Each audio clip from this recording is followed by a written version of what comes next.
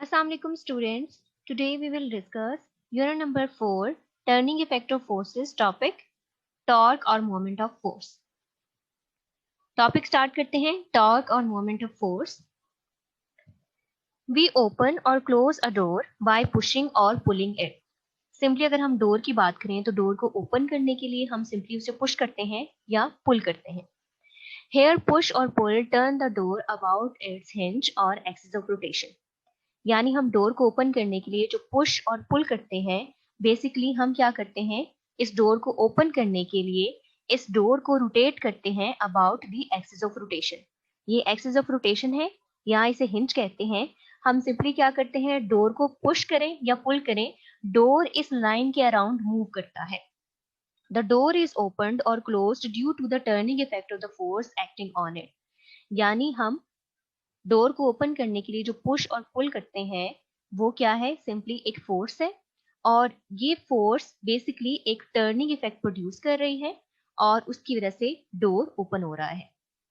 Next हम discuss करेंगे rigid body. A body is composed of large number of small particles. अगर हम किसी भी बॉडी की बात करें तो बॉडी में बहुत ज्यादा पार्टिकल्स हैं, बहुत स्मॉलर पार्टिकल्स हैं. If the distance between all pairs of particles of the body do not change by applying a force, then it is called a rigid body. हमने अभी डिस्कस किया है कि किसी भी बॉडी में बहुत ज़्यादा नंबर है स्मॉलर पार्टिकल्स का. अगर हम इस बॉडी पे फोर्स अप्लाई करें और फोर्स अप्लाई करने के बाद भी इस बॉडी के पार्टिकल्स के दरमियान डिस्टेंस सेम रहे तो इस केस में हम कहते हैं ये बॉडी है rigid body. In other words, a rigid body is the one that is not deformed by force or forces acting on it. अभी हमने डिस्कस किया, अगर रिजिड बॉडी के पार्टिकल्स के दरमियान डिस्टेंस सेम रहे after the application of force तो इस केस में वो बॉडी है रिजिड बॉडी. रिजिड बॉडी को अगर हम दूसरे वर्ड्स में एक्सप्लेन करें तो रिजिड बॉडी एक ऐसी बॉडी है जो कि डीफॉर्म नहीं होती बाय अप्लाइंग फोर्स और फोर्सेस. यानी हम फोर्सेस अप्लाई करें और बॉडी की शेप में किसी किस्म का चेंज ना आए, उसके पार्टिकल्स के दरमियान डिस्टेंस सेम रहे, बॉडी डिफॉर्म ना हो, तो वो बॉडी है रिजिड बॉडी. नेक्स्ट हम डिस्कस करेंगे axis of rotation. Axis of rotation अभी हमने डोर की एग्जाम्पल में भी डिस्कस किया था. हम सिंपली क्या करते हैं, डोर को ओपन या क्लोज करने के लिए उसे पुश या पुल करते हैं, और ये पुश और पुल होता है बेसिकली एक लाइन के अराउंड. इस लाइन को हम कहते हैं axis of rotation. In other words इसे हम हिंज कहते हैं. हम सिंपली क्या करते हैं, पुश और पुल करते हैं, हम बेसिकली टर्निंग इफेक्ट प्रोड्यूस करते हैं फोर्स का. इस टर्निंग इफेक्ट की वजह से ही डोर ओपन या क्लोज होता है. एक्सिस ऑफ रोटेशन को फर्दर डिस्कस करते हैं. कंसीडर अ रिजिड बॉडी, यानी कि ऐसी बॉडी जिसपे फोर्स की एप्लीकेशन के बाद पार्टिकल्स का डिस्टेंस सेम रहे, बॉडी डिफॉर्म ना हो. Rotating about a line. हम सपोज करें कि एक रिजिड बॉडी है जो एक लाइन के अराउंड मूव कर रही है, जस्ट लाइक ये डोर. डोर भी एक लाइन के अराउंड ही मूव करता है जब हम इसे ओपन या क्लोज करते हैं. The particles of the body move in circles with their centers all lying on this line. अगर हम इस बॉडी की बात करें जो रिजिड बॉडी है, हमने अभी सपोज किया ये बॉडी एक लाइन के अराउंड रोटेट कर रही है, लाइन के अराउंड मूव कर रही है. तो इस केस में जाहिर है अगर बॉडी लाइन के अराउंड मूव कर रही है तो बॉडी के अंदर पार्टिकल्स भी मूवमेंट में है. तो इस केस में क्या है, अगर बॉडी रोटेट कर रही है किसी पॉइंट के अराउंड तो बॉडी के अंदर जो पार्टिकल्स होंगे वो सर्कुलर मोशन में होंगे, यानी वो सर्कुलर पाथ में मूव करेंगे, और उन पार्टिकल्स का सेंटर होगा ये लाइन जिसके अराउंड बॉडी रोटेट कर रही है. This line is called the axis of rotation of the body. ये लाइन बेसिकली इस बॉडी का एक्सिस ऑफ रोटेशन है. यानी हम इस डोर की एग्जांपल ले लेते हैं. ये डोर है एक रिजिड बॉडी. हम सिंपली क्या करें, इस डोर पे फोर्स अप्लाई कर रहे हैं. डोर मूव कर रहा है एक लाइन के अराउंड, यानी ये डोर की रोटेशन है. लेकिन डोर के अंदर जो छोटे छोटे पार्टिकल्स हैं उनके लिए ये सर्कुलर मोशन है. डोर की रोटेटरी मोशन है, लेकिन डोर के अंदर स्मॉलर पार्टिकल्स की ये सर्कुलर मोशन है, क्योंकि वो स्मॉलर पार्टिकल्स इस लाइन के अराउंड मूव कर रहे हैं. ये लाइन ऐसी लाइन है जो इन पार्टिकल्स की बॉडी में से पास नहीं करेगी. लेकिन अगर हम एज अ होल डोर की बात करें तो डोर की बॉडी में से ये लाइन पास कर रही है, तो डोर की मोशन है रोटेटरी. और अगर हम सिंपली पार्टिकल्स की बात करें तो पार्टिकल्स हैं सर्कुलर मोशन में. Forces that produce turning effect are very common. अगर हम टर्निंग इफेक्ट की बात करें तो डेली लाइफ में टर्निंग इफेक्ट बहुत हेल्पफुल है. यानी अगर हम डोर की एग्जांपल दोबारा से लें तो डोर में भी हमने टर्निंग इफेक्ट को ही डिस्कस किया है. फर्दर एग्जांपल्स देख लेते हैं. ये एग्जांपल है डोर नोब की. सिंपली हम क्या करते हैं, डोर नोब को टर्न करते हैं ओपन या क्लोज करने के लिए. इसी तरह से दूसरी अगर हम एग्जांपल लें तो ये एग्जांपल है पेंसिल की. यानी पेंसिल को शार्प करने के लिए हम जो फोर्स अप्लाई करते हैं उस फोर्स का भी टर्निंग इफेक्ट होता है। लास्ट एग्जाम्पल अगर हम देखें तो वो है वाटर टैप की। हम सिंपली क्या करते हैं, वाटर टैप के स्टॉप कॉक को क्या करते हैं, मूव करते हैं, और हम मूव करते हुए क्या करते हैं, बेसिकली टर्न कर रहे होते हैं। तो टर्निंग इफेक्ट की वजह से क्या होता है, या तो वाटर टैप ऑन हो जाता है, ओपन हो जाता है, या हम कह लें कि वो क्लोज हो जाता है। तो ये हैं कुछ एग्जांपल्स डेली लाइफ में टर्निंग इफेक्ट की। स्टूडेंट्स, नेक्स्ट हम टॉर्क की प्रॉपर डेफिनेशन देखेंगे। The turning effect of a force is called torque और मोमेंट ऑफ दैट फोर्स। यानी अगर किसी बॉडी पे फोर्स अप्लाई की जाए और ये फोर्स बॉडी को रोटेट करे तो ये इफेक्ट है बेसिकली टॉर्क। इसका दूसरा नाम है मोमेंट ऑफ फोर्स। अभी हमने डोर के केस में भी डिस्कस किया था, हम जो फोर्स अप्लाई करते हैं डोर को ओपन या क्लोज करने के लिए, वो फोर्स टर्निंग इफेक्ट प्रोड्यूस करती है, और इस रिजल्ट में क्या होता है, डोर या तो ओपन होता है या क्लोज होता है। नेक्स्ट हम डिस्कस करेंगे why the handle of a door is fixed near the outer as of a door. यानी कि अगर हम किसी डोर की एग्जांपल लें तो डोर को ओपन या क्लोज करने के लिए जो हैंडल यूज किया जाता है या जो नॉब यूज किया जाता है उसे आउटर एज पे ही क्यों फिक्स किया जाता है, सेंटर में कहीं या हिंज के पास या एक्सिस ऑफ रोटेशन के पास ये क्यों फिक्स नहीं किया जाता? रीजन है, वी कैन ओपन और close a door more easily by applying a force at the outer as of a door rather than near the hinge. Point ये है कि अगर हैंडल आउटर एज पे फिक्स हो तो इस केस में हमें कम फोर्स लगानी पड़ती है डोर को ओपन या क्लोज करने के लिए as compare to near the hinge. यानी अगर ये नॉब हिंज के पास कहीं हो तो हमें ज्यादा फोर्स लगानी पड़ेगी डोर को ओपन या क्लोज करने के लिए। Thus, the location where the force is applied to turn a body is very important. यानी कि टर्निंग इफेक्ट प्रोड्यूस करने के लिए वो पॉइंट, वो लोकेशन बहुत इंपॉर्टेंट है जहां हम फोर्स अप्लाई करते हैं। Students, next a quick quiz given है in your book. Name some more objects that work by the turning effects of forces. Sharpener, doorknob, water type की एग्जाम्पल्स हमने देख ली हैं। रिमेनिंग जो डे लाइफ में examples हैं जो हमने डिस्कस नहीं की, आपने वो एग्जाम्पल सर्च करनी है और इन्हें खुद ही अपनी बुक में नोट करना है, ये आपका टास्क है। नेक्स्ट हम डिस्कस करेंगे स्पैनर को। Let us study the factors on which torque और moment of a force depends. अब हम देखेंगे कि टॉर्क किन फैक्टर्स पर डिपेंड करता है, इसे हम रिलेट करेंगे एग्जाम्पल से। You might have seen that a mechanic uses a spanner to loosen or tighten a nut or a bolt. अगर हम मैकेनिक की बात करें तो आमतौर पर मैकेनिक यूज करते हैं एक स्पैनर। स्पैनर इस तरह का होता है, ये स्पैनर यूज होता है किसी भी नट को टाइट या लूज करने के लिए। A spanner having long arm helps him to do it with greater ease than the one having short arm.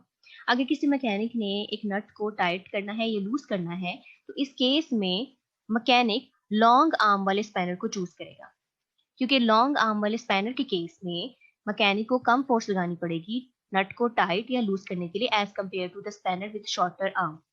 ये शॉर्ट आर्म वाला स्पैनर है और ये लॉन्ग आर्म वाला स्पैनर है। अब मैकेनिक ने अगर किसी नट को टाइट या लूज करना है तो वो लॉन्गर आर्म वाले स्पैनर को प्रेफर करेगा, क्योंकि इस केस में उसे कम फोर्स लगानी पड़ रही है। इसका फर्दर रीजन डिस्कस कर लेते हैं। It is because the turning effect of a force is different in the two cases. वो इस वजह से क्योंकि दोनों केसेस में टॉर्क डिफरेंट है, यानी फोर्स का टर्निंग इफेक्ट डिफरेंट है। The moment produced by a force using a spanner of longer arm is greater than the torque produced by the same force but using a spanner of the shorter arm. यानी अगर हम दोनों spanner use करें एक ही नट को tight करने के लिए तो उस केस में हमें लॉन्गर आर्म वाले स्पैनर के साथ कम फोर्स लगानी पड़ती है as compare to shorter arm वाले स्पैनर के साथ। यानी हम क्या करें, पहले शॉर्टर आर्म वाला स्पैनर यूज करें तो उस केस में टर्निंग इफेक्ट कम है, लेकिन अगर हम लॉन्गर आर्म वाला स्पैनर यूज करेंगे तो उस केस में टर्निंग इफेक्ट ज्यादा है और हम ग्रेटर ईज के साथ विद लेस फोर्स नट को टाइट कर सकते हैं। जैसे कि यहाँ पे लिखा हुआ है, the moment produced by a force using a spanner of longer arm is greater than the torque produced by the same force but using a spanner of shorter arm. यानी अगर हम बड़े आर्म वाला स्पैनर लेंगे तो इस case में turning effect ज्यादा होगा, ये टर्न ज्यादा होगा, लेकिन अगर हम शॉर्टर आर्म वाला लेंगे तो इस केस में टर्निंग इफेक्ट कम होगा as compare to longer arm वाले स्पैनर। तो ये रीजन है कि लॉन्गर आर्म वाला हम क्यों यूज करते हैं। और इसका रीजन अगर हम कंपेयर करें हैंडल ऑफ अ डोर से तो उसमें भी हमने देखा था कि हम हैंडल को आउटर एज पे रखते हैं क्योंकि आउटर एज पे फोर्स लगाना आसान है। तो यहाँ पे भी हम देखें कि जितना एक्सिस ऑफ रोटेशन और point of application of force का डिस्टेंस है उतना ही ज्यादा टर्न करना आसान है। ये है बेसिकली स्पैनर और इसको हम इस तरह से यूज करते हैं किसी भी नट को टाइट या लूज करने के लिए। नेक्स्ट हम डिस्कस करते हैं line of action of a force. अभी हमने डिस्कस किया है मोमेंट आर्म को, अभी इसकी डिटेल में जाएंगे। अभी हमने यही डिस्कस किया है कि किस तरह से लॉन्गर आर्म वाले स्पैनर जो है बेटर है in order to tight a nut as compare to shorter arm. Longer arm वाले केस में हमें कम फोर्स लगानी पड़ी है, टर्निंग इफेक्ट ज्यादा हो रहा है, काम ईजियर है। लेकिन हम शॉर्टर आर्म की बात करें, फोर्स हमें ज्यादा लगानी पड़ी है और टर्निंग इफेक्ट कम हो रहा है, तो हमारे लिए काम थोड़ा डिफिकल्ट है। The line along which a force x is called the line of action of the force. अभी हम डिस्कस कर रहे हैं दोबारा से टॉर्क को ही। हम सिंपली क्या कर रहे हैं, फोर्स अप्लाई कर रहे हैं। ये फोर्स है, ये जो आपको ग्रीन एरोस नजर आ रही है, हम इस पॉइंट पे फोर्स अप्लाई करें तो फोर्स जिस लाइन के अलॉन्ग एक्ट कर रही है उस लाइन को कहते हैं line of action of force. In figure line B C is the line of action of force. तो ये नजर आ रहा है, ये line of action of force है। ये फोर्स इस डायरेक्शन में जा रही है, इस लाइन के along. The perpendicular distance between the axis of rotation and the line of action of the force is called the moment arm of the force. It is represented by distance N. So simply क्या है कि ये axis of rotation है, ये वो point है, ये वो लाइन है जिसके अराउंड बॉडी मूव करेगी। आप इसे डोर ही कंसीडर कर लें, ये डोर का एक्सिस ऑफ रोटेशन है और ये हैंडल है जहां पे हम फोर्स अप्लाई करें। तो ये line of action of force है और ये एक्सिस ऑफ रोटेशन है जिसके अराउंड ये बॉडी मूव करेगी या ये डोर रोटेट करेगा। तो एक्सिस ऑफ रोटेशन और line of action of force के दरमियान जो डिस्टेंस है उसे कहते हैं मोमेंट आर्म और इसे रिप्रेजेंट करते हैं कैपिटल एल से। The torque or moment of a force depends upon the force F and the moment arm L of the force. अगर हम टॉर्क की बात करें, टर्निंग इफेक्ट की बात करें, तो टर्निंग इफेक्ट डिपेंड करता है मोमेंट आर्म यानी कि distance between the axis of rotation and line of action of force and force applied force और एल पे डिपेंड करता है। Greater is the force, greater is the moment of the force. जितनी ज्यादा force होगी उतना ही टॉर्क ज्यादा होगा। Similarly longer is the moment arm, greater is the moment of the force. इस तरह से जितना ज्यादा मोमेंट आर्म होगा, जितना ज्यादा डिस्टेंस होगा between the axis of rotation and line of action of force, उतना ज्यादा टॉर्क होगा। Thus the moment of the force or torque is determined by the product of force and its moment arm. अगर हम mathematically देखें तो mathematically हम torque को represent करते हैं टॉ से। ये टॉर्क को रिप्रेजेंट करने के लिए मैथमेटिकल सिंबल है, इसे कहते हैं tau. Tau is equal to force multiplied by moment arm. Moment arm को एल से रिप्रेजेंट किया, फोर्स को एफ से। तो यहाँ पे हम देख सकते हैं कि टॉर्क है directly proportional to applied force, यानी जितनी ज्यादा फोर्स होगी उतना ज्यादा टॉर्क होगा। इस तरह से torque is directly proportional to moment arm. जितना मोमेंट आर्म ज्यादा होगा, जितना ज्यादा डिस्टेंस होगा between the line of action of force and axis of rotation, उतना ज्यादा टॉर्क भी होगा। तो टॉर्क का फॉर्मूला है tau is equal to force multiplied by moment arm F into L. आगे हम टॉर्क का यूनिट डिस्कस कर लेते हैं। एस का unit of torque is newton metre, force का यूनिट है न्यूटन और मोमेंट आर्म क्या है, सिंपली डिस्टेंस है, इसका यूनिट है मीटर। तो ये न्यूटन मीटर आ जाएगा। इसके अलावा अगर हम बात करें न्यूटन मीटर को फर्दर डिफाइन करने की, तो न्यूटन मीटर को किस तरह डिफाइन करेंगे? A torque of 1 newton metre is caused by a force of 1 newton acting perpendicular to the moment arm 1 metre long. ये है बेसिक्स की डेफिनेशन कि अगर फोर्स 1 न्यूटन की अप्लाई की जाए और फोर्स अप्लाई की जाए परपेंडिकुलर, बेसिकली यहाँ पे आप देख सकते हैं ये फोर्स परपेंडिकुलर है मोमेंट आर्म के। तो अगर 1 न्यूटन की फोर्स 1 मीटर मोमेंट आर्म की परपेंडिकुलर अप्लाई की जाए किसी भी बॉडी को टर्न करने के लिए, तो 1 न्यूटन मीटर टॉर्क होगा। स्टूडेंट्स नेक्स्ट हम डिस्कस करेंगे example 4.3 given in your book. A mechanic tightens the nut of a bicycle using a 15 centimeter long spanner by exerting a force of 200 Newton. एक mechanic ने एक cycle का नट tight करना है और नट टाइट करने के लिए वो 15 सेंटीमीटर लॉन्ग स्पैनर यूज करना है और फोर्स अप्लाई करा है 200 न्यूटन की। Find the torque that has tightened it. हमने सिंपली वो टॉर्क फाइंड करना है जो नट को टाइट करने के लिए यहाँ पे है। तो फोर्स क्या है 200 न्यूटन, मोमेंट आर्म है 15 सेंटीमीटर, स्टैंडर्ड यूनिट में कन्वर्ट करेंगे 100 से डिवाइड करेंगे 0.15 मीटर आएगा। टॉर्क का फॉर्मूला लगाएंगे, tau is equal to F multiplied by L. F है 200 न्यूटन, मोमेंट आर्म है 0.15 मीटर, मल्टीप्लाई करेंगे आंसर आएगा 30 newton metre. So result is a torque of 30 Newton meter is used to tighten the nut. Students, next we will discuss mini exercise on the same page.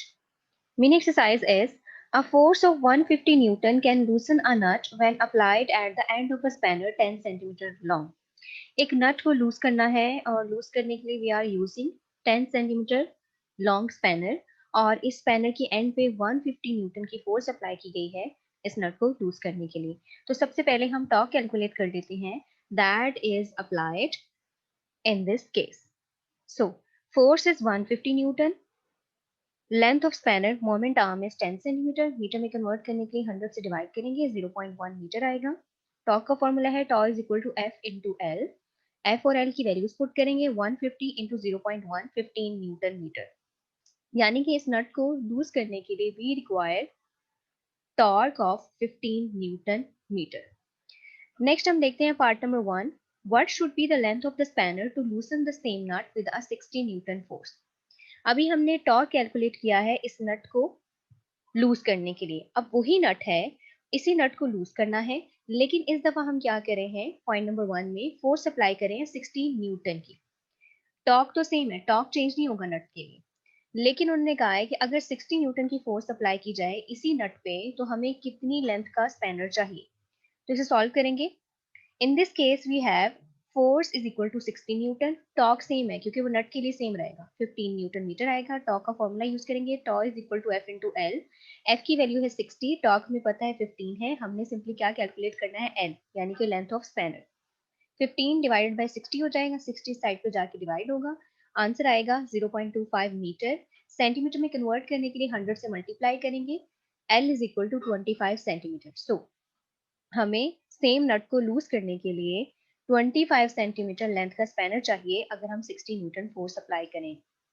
Next part number 2 is how much force would be sufficient to loosen it with a 6 centimetre long spanner. कि same nut को ही loose करना है, लेकिन इस case में हमने spanner की लेंथ को चेंज कर दिया। स्पैनर की लेंथ है 6 सेंटीमीटर, नट वही है, तो हमें कितनी फोर्स अप्लाई करनी होगी इसी नट को लूज करने के लिए। तो इस केस में हमारे पास लेंथ है 6 सेंटीमीटर, मोमेंट आर्म है, मीटर में कन्वर्ट करने के लिए 100 से डिवाइड करेंगे, 0.06 मीटर आएगा। टॉर्क का फॉर्मूला यूज करेंगे, एफ इंटू एल। सिंपली यहाँ पे हमारे पास टॉर्क है 15 न्यूटन मीटर, एफ हमने कैलकुलेट करना है, 0.06 एल की वैल्यू है, पुट करेंगे। इस साइड पे जाके 0.06 डिवाइड होगा, 15 डिवाइडेड बाय 0.06 डिवाइड करेंगे, रिजल्ट आएगा 250 न्यूटन। सो अगर हम सेम नट को लूज करने के लिए 6 सेंटीमीटर लेंथ का स्पैनर यूज करें तो हमें फोर्स अप्लाई करना होगी 250 न्यूटन की। स्टूडेंट्स, ये था हमारा आज का टॉपिक। आज हमने टॉर्क को डिटेल में डिस्कस किया है, इससे रिलेटेड एग्जांपल देखी और एक मिनी एक्सरसाइज डिस्कस की है। गुड लक, अल्लाह हाफिज।